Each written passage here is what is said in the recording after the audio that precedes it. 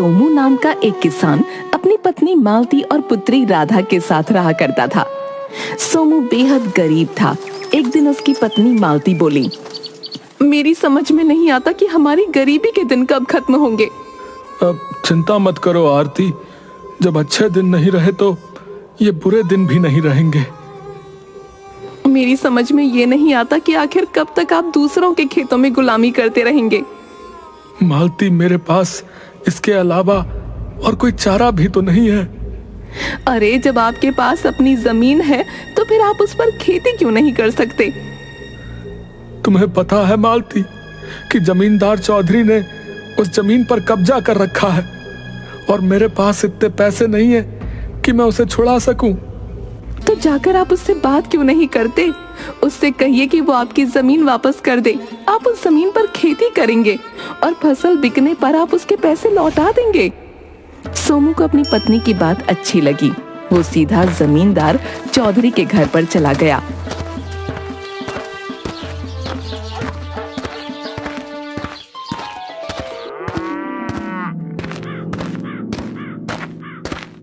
क्या बात है सोमू, क्या मेरे पैसों का इंतजाम हो गया है जो तुम मेरे घर पर आ गए? चौधरी साहब, पैसों का इंतजाम तो नहीं हुआ। और होगा भी क्यों? दूसरों के खेतों में काम करके तुम आखिर कितना कमा लेते होगे? मेरा ख्याल है तुम्हारे घर का खर्चा भी बड़ी मुश्किल से चल पाता होगा। चौधरी साहब, जब आप सब कुछ जानते ही हैं तो फिर आप मेरी मदद क्यों नहीं करते? तुम्हारी ही मदद की थी ना मैंने, तुम्हें पैसे देकर, मगर तुमने ब्याज चुकाना तो बहुत दूर की बात है। तुम तो मूल तक नहीं दे पाए। अब आप मुझे मेरी जमीन वापस कर दीजिए चौधरी साहब। मैं अपनी जमीन पर खेती करूंगा और फसल बिकने पर आपकी पाई पाई चुका दूंगा। तुम्हें मैं क्या मूर्ख दिखता हूं? हैं? जब तक मुझे मेरे पैसे वापस नहीं मिल जाते तब तक मैं तुम्हें तुम्हारी जमीन वापस नहीं लौटा सकता। अब तुम जा सकते हो यहां से। सोमू उदास होकर जमींदार के घर से बाहर निकल आया और अपने घर की ओर जाने लगा कि तभी बाजार में उसे गांव का मुखिया मिल गया। अरे सोमू, तुम्हारे चेहरे पर ये उदासी कैसी भाई? और आज तुम मेरे खेत पर काम पर भी नहीं आए। सब कुछ सही तो है ना?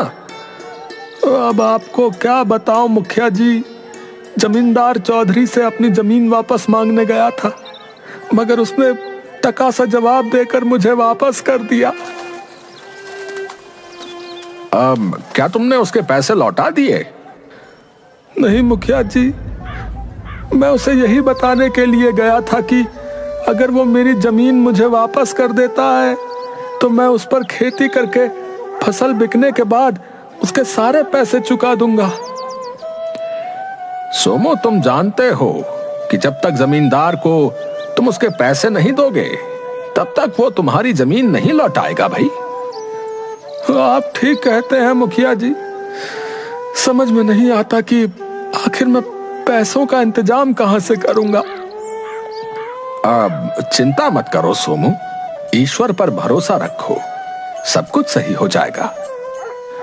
सोमू वहां से सीधा घर चला गया। घर जाकर उसकी पत्नी उससे बोली, आखिर वो अपने आप को समझता क्या है? तुम्हें अब मुखिया के खेतों में काम करने की कोई जरूरत नहीं। मेरी समझ में नहीं आता मालती, आखिर तुम चाहते क्या हो? सिर्फ मुखिया ही है जो मुझे अपने खेत पर काम करने देता है, समझी? और इसके बदले तुम्हें देता भी क्या है, सोचा तुमने? तुम आज से जंगल में लकड़ियां काटने जाओगे और वो लकड़ी बाजार में बेचोगे।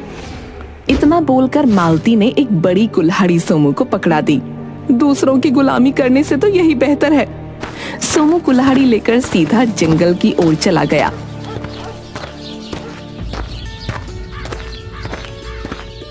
और एक सूखे पेड़ के पास जाकर लकड़ियां काटने लगा कि तभी उसके कानों में एक आवाज टकराई। इतने गुस्से में क्यों लकड़ियां तोड़ रहे हो? क्या पूरा पेड़ उखाड़ने का इरादा है? आवाज सुनकर सोमू पूरी तरह से चौंक गया और इधर उधर देखने लगा। तभी उसके कानों में फिर से आवाज टकराई। अरे इधर उधर क्या देख रहे हो? जरा अपने सामने पेड़ के ऊपर देखो, मैं हूँ। सोमू ने जैसे ही पेड़ के ऊपर देखा तो उसे एक सुंदर रंग बिरंगी बड़ी सी चिड़िया नजर आई। सोमू हैरत से उस चिड़िया की ओर देखकर बोला, तुम तो इंसानी भाषा में बात कर रही हो, ये कैसे संभव हो सकता है? संभव हो सकता है, बिल्कुल संभव हो सकता है, क्योंकि मैं एक जादुई चिड़िया हूँ। मैं इस जंगल में पहले भी आता जाता रहा हूँ, लेकिन मैंने तो इस तरह की जादुई चिड़िया इस जंगल में कभी नहीं देखी। मैं इस जंगल की नहीं, बल्कि यहाँ से बहुत दूर के जंगल की हूँ, जहाँ पर इंसान नहीं आते जाते। तो फिर तुम यहाँ क्या कर रही हो? मैं अपने झुंड के साथ उड़ती हुई यहाँ से निकल रही थी और आराम करने के लिए इस पेड़ पर कुछ देर के लिए बैठ गई। मुझे नींद आ गई और मेरा झुंड मुझे छोड़कर चला गया। तो इसका मतलब तुम अकेली रह गई? चिंता मत करो, वो मुझे ढूंढने के लिए वापस जरूर आएंगे। तब तक तुम क्या करोगी? तुम मुझसे दोस्ती कर लो और मुझे अपने घर ले चलो। तुम मेरा ख्याल रखो, बदले में मैं तुम्हारा ख्याल रखूंगी। और वो कैसे? पहले मुझे अपने घर तो ले चलो। इतना कहकर भी चिड़िया उड़ते हुए सोमू के कंधे पर बैठ गई। सोमू उस चिड़िया को लेकर सीधे अपने घर चला गया।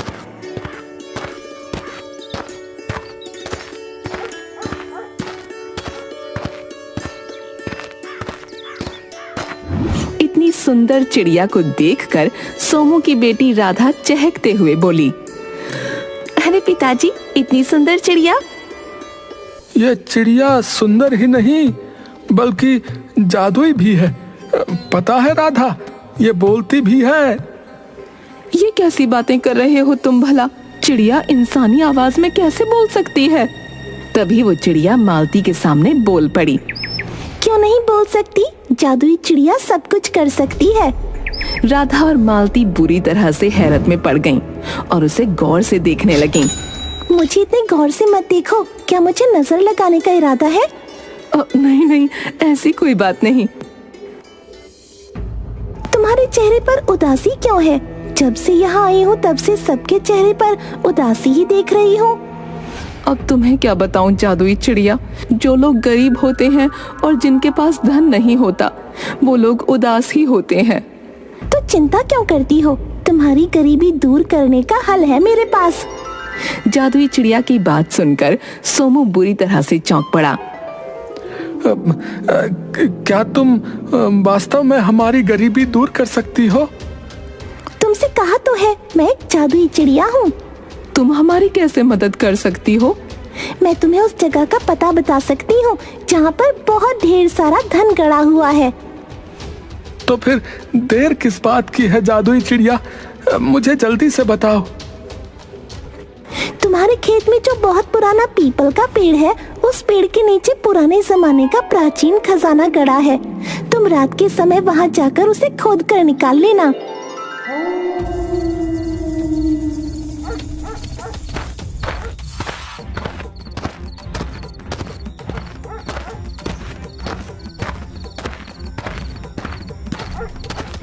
सोमू उसी रात अपने खेत की जमीन से सारा धन खोदकर निकाल लाया।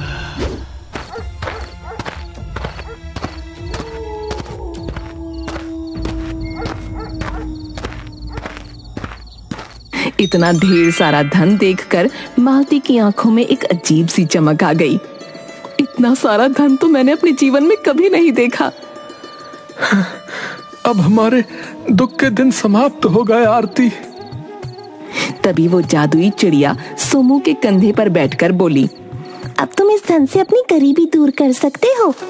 कुछ ही दिनों में सोमू बहुत ज्यादा अमीर हो गया और जमींदार चौधरी के पास जाकर बोला,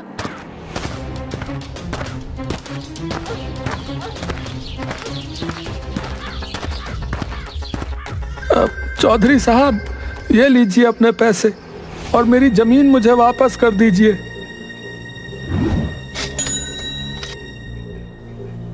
अरे सोमू, अरे भाई तुम खड़े क्यों हो? बैठो ना, मैं तुम्हारे लिए चाय बनवाता हूँ। चौधरी की बात सुनकर सोमू बुरी तरह से चौंक पड़ा।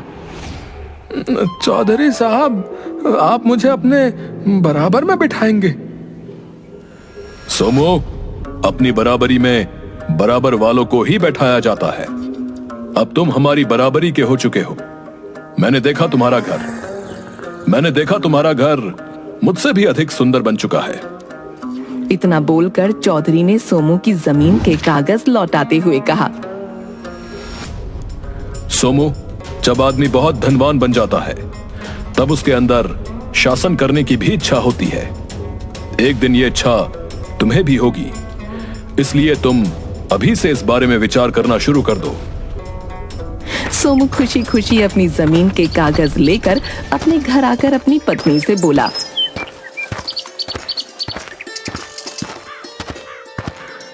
आज चौधरी साहब ने मुझे अपने बगल में बैठाया और पता है, उन्होंने मेरे लिए चाय भी बनवाई। और तो और उन्होंने ये भी कहा कि जब आदमी के पास धन आ जाता है तो उसे शासन करने की इच्छा भी होती है। उनकी ये बात मेरी कुछ समझ में नहीं आई। सोमू की बात सुनकर मालती बुरी तरह से चौंक पड़ी। इसका मतलब हमारा सम्मान गांव में काफी बढ़ चुका है। उनका कहने का मतलब ये था बुद्धू कि हमें अब गांव में और भी जमीनें खरीदनी चाहिए। लेकिन उसके लिए धन कहाँ से आएगा? हमारी ये जादुई चिड़िया किस काम आएगी? इतना बोलकर मालती जादुई चिड़िया की ओर देखकर बोली, क्या तुम हमें और धन नहीं दे सकती? मालती की बात सुनकर मालती की बेटी राधा बोली, ये कैसी बातें कर रही है माँ? याद कीजिए, कुछ समय पहले हमारे पास पेट भर के खाने के लिए भी भोजन नहीं था। अरे हाँ, हमें पता है भाई। हम बस अब इतना धन और चाह रहे हैं कि हम गांव की और जमीन खरीद कर उसमें खेती कर सके। जादुई चिड़िया सोमू की ओर गौर से देखते हुए बोली, तुम सबने मेरी बहुत सेवा की है, इसलिए मैं तुम्हारी ये बात भी मानूंगी। इस गांव के मुखिया के खेत के आगे जो जंगल है, वहाँ पर एक सफेद वृक्ष है। उस सफेद वृक्ष के नीचे एक राजा का बहुत पुराना सोने और चांदी का बक्सा रखा है, तुम उसे निकाल लो। सोमू उसी समय उस सफेद वृक्ष के पास गया।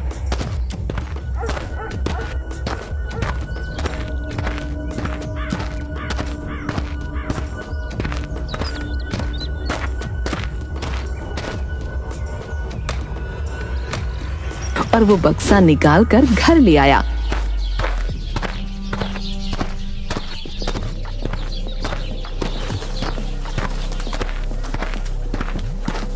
इतना सारा सोना देखकर मालती की आंखें चमकने लगीं। ये तो बहुत सारा सोना और चांदी है, इसे बेचकर तो हम पूरा गांव खरीद सकते हैं। हाँ मालती, और हम ऐसा ही करेंगे। हाँ। सोमू अगले दिन उस सारे सोने को शहर में बेच आया और उसने गांव के बहुत से लोगों की खेती मुंह मांगी कीमत पर और जबरदस्ती खरीदने लगा। एक दिन सोमू मुखिया के पास जाकर बोला, मैं तुम्हारी जो है जमीन खरीदना चाहता हूँ मुखिया। अब सोमू, मैं जानता हूँ तुम बहुत धनवान हो चुके हो, लेकिन ये जमीन मेरे पुरखों की है भाई, मैं इसे नहीं बेच सकता। मैं तुम्हारी जमीन की मुंह मांगी कीमत दे सकता हूँ। अब मैं तब भी नहीं बेचूंगा भाई। मुखिया की बात सुनकर सोमू को अब क्रोध आने लगा। तभी वहाँ पर चौधरी आ गया और सोमू की ओर देखकर बोला, सोमू, जब सीधी उंगली से घी नहीं निकलता तब उंगली टेढ़ी करनी चाहिए। मैं आपकी बात का मतलब नहीं समझा। सोमू, मेरे बगल में खड़े हुए मेरे साथी भीमा को देख रहे हो? तुम्हें भी अब अपने ऐसे ही लंबे चौड़े जवानों की फौज इकट्ठी कर लेनी चाहिए, तुम्हारे काम आएगी। मैं आपकी बात का मतलब समझ गया चौधरी साहब। अरे सोमू, साहब लगाकर क्यों मुझे अपमानित कर रहे हो भाई? सिर्फ मुझे चौधरी कहो, अब हम दोनों दोस्त हैं। सोमू मुखिया की ओर देखकर बोला, मुखिया, कल अपनी जमीन के कागज तैयार रखना भाई। अगर तुमने सीधी तरह से मुझे अपनी जमीन नहीं दी तो फिर मत भूलो कि चौधरी अब मेरा दोस्त है। मैं तुम्हारी जमीन छीन भी सकता हूँ। इतना कहकर सोमू वहां से चला गया और मुखिया भी मुंह लटकाकर चला गया। चौधरी का साथी भीमा चौधरी की ओर देखकर बोला, मेरी कुछ समझ में नहीं आ रहा चौधरी साहब, आखिर आप सोमू की तरफ कैसे हो गए? आपको तो उससे जलन होनी चाहिए कि कल का ये भिखारी आज आपसे भी ऊंचा हो गया। तुम्हें क्या लगता है भीमा, क्या मेरे कलेजे में सांप नहीं लौटता? तो फिर इसका कोई उपाय कीजिए। उपाय कर दिया है भीमा। पहला कदम मैंने उसे अपनी बराबरी में बैठाकर उठा दिया था, दूसरा कदम मैंने अब उठा दिया है। तुमने शायद देखा नहीं, गांव वालों के दिलों में सोमू के खिलाफ नफरत बढ़ रही है और बगावत भी। लेकिन आखिर इसके पास इतना ढेर सारा धन आया कहां से? मुझे इस बात से कोई मतलब नहीं। मैं तो बस ये चाहता हूं कि ये दोबारा भिखारी बन जाए। रहा सवाल धन का, तो मैं खानदानी अमीर हूं, मुझे धन की इतनी कोई लालसा नहीं है। धन की लालसा सोमू जैसे गरीब भिखारी को होती है, जिन्होंने अपने जीवन में पहली बार धन देखा होता है। इधर सोमू क्रोधित होते हुए अपने घर चला गया और सारी घटना अपनी पत्नी को बताने लगा। मुखिया की हिम्मत कैसे हुई आपके आदेश को ठुकराने की? और आपको चौधरी के आदमियों की मदद लेने की भी कोई आवश्यकता नहीं, हमारे पास जादुई चिड़िया है। अब लेकिन वो कहीं नजर नहीं आ रही। छत पर राधा उसके साथ खेल रही है। चलो उस जादुई चिड़िया के पास जाकर अब उससे कुछ ऐसा मांगते हैं कि जिससे सारे गांव के लोग सिर्फ हमारी ही बात माने। चलो। सोमू अपनी पत्नी के साथ छत पर आ गया। वो जादुई चिड़िया से कुछ कहने ही वाला था कि तभी जादुई चिड़िया सोमू की ओर देखकर बोली, मैं जानती हूँ अब तुम मुझसे धन नहीं बल्कि कुछ और मांगना चाह रहे हो। तुम्हें कैसे पता? क्योंकि मैं एक जादुई चिड़िया हूँ। तुम चाहती हो कि मुखिया खुशी खुशी अपनी जमीन तुम्हारे हवाले कर दे। जादुई चिड़िया की बात सुनकर राधा क्रोधित होते हुए अपने पिता की ओर देखते हुए बोली, पिताजी आप ऐसा सोच भी कैसे सकते हैं? बुरे वक्त में मुखिया चाचा ने हम सबकी मदद की थी। तुम बीच में मत बोलो बेटी। तुम्हें शायद अभी अंदाजा नहीं है कि जब व्यक्ति अमीर हो जाता है तो वो ये बात बिल्कुल भी बर्दाश्त नहीं करता कि कोई उसकी बात न माने, समझी? तो फिर इस तरह से तो चौधरी ने कुछ समय पहले जो आपकी जमीन पर कब्जा किया था वो भी सही था। हाँ वो सही था। उस वक्त हमारी समझ में नहीं आया, लेकिन अब हम चौधरी को समझ गए हैं। और मत भूलो राधा, अब चौधरी तुम्हारे पिताजी का दोस्त है। चौधरी आपका दोस्त नहीं बल्कि आपका दुश्मन है। उसने आपके दिमाग में लालच का बीज कब बो दिया आपको भी पता नहीं चला पिताजी। और सच तो ये है कि आप दोनों दौलत को देखकर लालच में अंधे हो चुके हो। शायद इसीलिए आप दोनों को भगवान ने गरीब बनाया था। राधा ने इतना कहा ही था कि तभी रंग बिरंगी चिड़ियों का झुंड उड़ता हुआ छत की ओर मंडराने लगा। जादुई चिड़िया राधा की ओर देखकर बोली, मेरे साथी मुझे लेने के लिए आ चुके हैं राधा। अब मैं कोई आखिरी इच्छा ही पूरी कर सकती हूँ। अब तक मैंने तुम्हारे माता पिता की इच्छाओं को पूरा किया। मैं चाहती हूँ कि अब तुम कोई इच्छा करो जिसे मैं पूरा करूँ। मैं चाहती हूँ कि हम सब फिर से गरीब हो जाएं।